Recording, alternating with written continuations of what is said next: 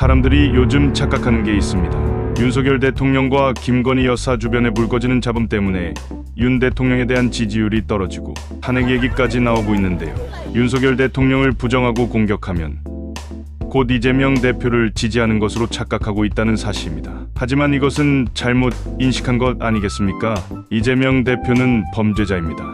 그를 옹호하는 사람들은 아직 확정 판결이 나지 않았다고 믿어주는 분위기지만 아무리 그렇다고 해도 우리 정치사에 이처럼 많은 혐의를 받고 있는 정치인이 어디에 있습니까? 윤석열 대통령이 아무리 싫어도 이재명은 대안이 아닙니다. 요즘 탄핵 얘기를 많이 하는데 이재명 집권의 길을 열어주는 탄핵 역시 절대 있을 수 없다는 점을 명심하십시오. 우리는 어렵게 윤석열 정부를 선택하지 않았습니까? 아직 윤석열 정부한테 희망을 버려서는 안 된다는 사실입니다. 우리는 박근혜 대통령을 탄핵할 때 광화문에 수백만 명이 모였습니다. 이번에 민주당은 그런 목적으로 광화문 일대에서 집회를 열었는데요. 민주당 집회에 참석한 인원이 얼마인 줄 아십니까? 겨우 1만 5천 명에 불과했습니다. 국민들이 여전히 윤석열 정부에게 희망의 끈을 버리지 않고 있다는 메시지 아니겠습니까? 이재명 대표의 정치 생명과 민주당의 생사를 걸고 이번에 총동원령을 내렸다고 합니다.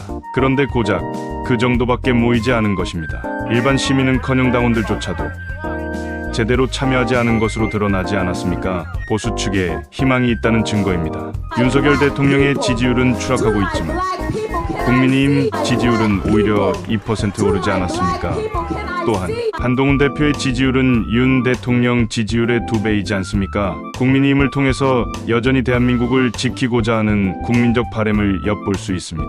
윤석열 정부가 많이 부족해도 이재명이 이끄는 민주당의 나라를 맡기고 싶지 않다는 국민의 깊은 뜻이 아니겠습니까? 정권을 야당에 내주지 않고 재집권의 희망을 키워가고 있다는 반증입니다. 잠깐 돌아섰던 TK 지역 민심이 다시 국민의힘과 한동훈 대표에게 작게나마 지지의 불씨를 되살리고 있는데요. 윤석열 대통령한테 등을 돌린 사람들도 대통령과 김건희 여사한테 정신 차리라고 하지 끌어내리라고는 하지 않습니다. 대통령은 결국 지금보다 더 많이 변하게 되지 않겠습니까? 당정관계든 영부인 문제든 보통의 국민처럼 국민을 위해 일한다는 믿음이 오면 여론은 다시 돌아올 것입니다. 윤석열 대통령이 겸허히 국민의 뜻을 존중하고 민심을 받아들이는 모습을 보이면 아마 대한민국 전국의 흐름에 반전이 일어날 것이라고 확신합니다.